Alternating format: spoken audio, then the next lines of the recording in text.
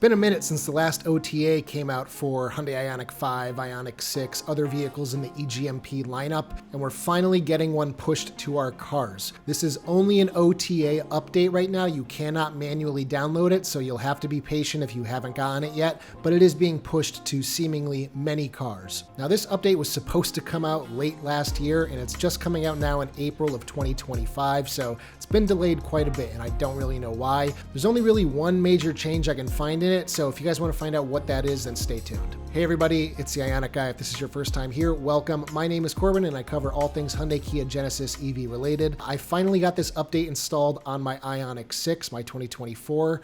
It took a few days to download because it only downloads when the car is turned on, and we really haven't been driving much this past weekend. So I ended up just parking it in our garage yesterday, left it on for I think 3 or 4 hours. It finally downloaded and installed. As per usual, the changelog that should list all the changes for this update is completely useless. There's nothing in it about Gen 5W and what things are getting changed.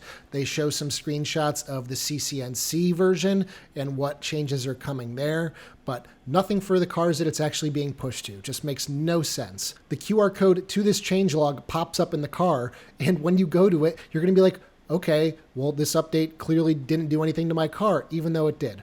It just boggles my mind how they are so bad with changelogs. I do not get it. This update seems to only be being pushed out to Gen 5W systems. That's going to be 2022 through 2024 Ioniq 5, 23 through 25 Ioniq 6. There should be an update coming out for CCNC equipped cars, that being the 2025 Ioniq 5, the 24 Plus Kona Electric, Kia EV9, and I think that's it. I've also seen rumors saying that there should be another update coming out relatively soon because typically there's 2 updates a year, spring and fall. So if we're getting the fall one now, that means the spring one should be coming out pretty soon. But if it's delayed, it could be late summer if it's similar to what just happened with this update. So after installed, I took a look around, and this is really the only change I found. That is if you go into your filtering for points of interest for EV charging stations, instead of being able to select either all or one other specific charging network, you can now select either all charging networks, or you can kind of piecemeal select the networks that you want to utilize. So I planned a mock route down to Virginia after filtering to only utilize EVgo, which I know there are a plethora of between here and Virginia. And what did it come back with? It planned all Electrify America charging stops. So that clearly didn't work. I had it filtering for 150 kilowatt plus, which even if you divide a standard EVgo station that's 350 kilowatts divided by 2 stations, it should still be above that 150 kilowatt threshold. So I don't know why it didn't filter and plan a route with EVgo.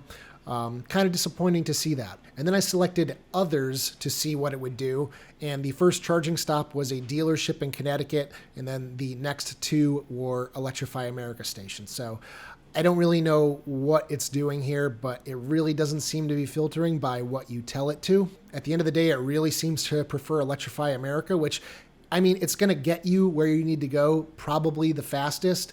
But if you're telling it to do something, it really should still be doing what you want it to do. Maybe you don't want to pay Electrify America's rates. Maybe you want to use EVgo's rates. I don't know what they are today, but that's just a scenario where you might want to do that. But that's really it. There's not a whole lot here. I mean, this is a good feature, but as you can see by what I did, it didn't really do what I wanted it to do. Other than filtering in that list view, it doesn't really seem to be doing much else in terms of route planning. Now, if you haven't already seen the video I put out a couple weeks ago, I showed off a kind of pre-release version of the route planning that's going to be coming to CCNC equipped cars, and how that update is going to allow you to set your charge level when you arrive at a charger as well as your destination. You can do them separately. We don't know if it's going to be coming to the older cars with Gen 5W.